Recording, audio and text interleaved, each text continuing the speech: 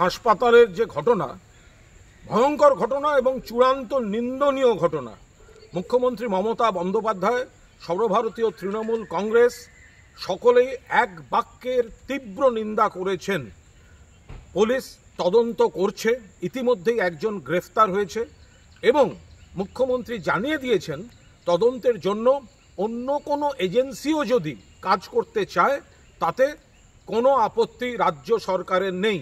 একই কথা জানিয়ে দিয়েছেন নগর পাল, পুলিশ কমিশনার কলকাতার, তিনিও একই কথা জানিয়েছেন।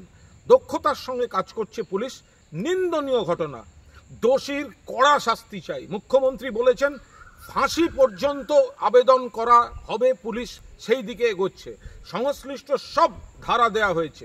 ব্যতিক্রমী ঘটনা, বিচ্ছিন্ন ঘটনা, কিন্তু সিপিএম আর বিজেপির এ নিয়ে কথা বলার একটা অধিকার নেই। সিপিএম জমানায় বানতলা সরকারি মহিলা ডাক্তারকে ধর্ষণ করে খুন, ধানতলা বরযাত্রীদের বাস থেকে নামিয়ে গণধর্ষণ, সিঙ্গুর, তাপসী মালিক, নন্দীগ্রাম, এরম একের পর এক ঘটনা রয়েছে। বিজেপি উন্নাও, হাতরাস, প্রয়াগরাজ, বিলকিস তার পরিবার, মণিপুর, মধ্যপ্রদেশ, সোনাজয়ী কুস্তিগিরদের শ্লীলতাহানি, একের পর এক ঘটনা রয়েছে।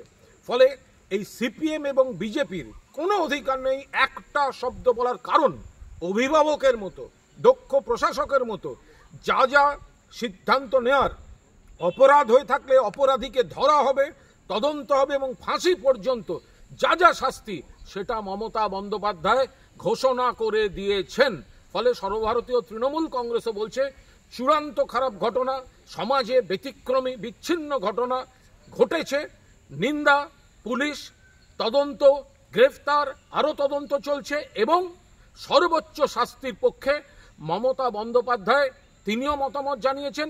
আমাদের দলও পরিষ্কার বলছে এ নিয়ে কোনো, যাদের কাছের মানুষ গেছেন তাদের প্রতি সহমর্মিতা, যাদের ঘনিষ্ঠ মানুষ গেছেন তাদের শোক জানাবার পূর্ণ অধিকার আছে, কিন্তু ন্যায় বিচারের জন্য যা যা করা দরকার মমতা বন্দ্যোপাধ্যায় করছেন।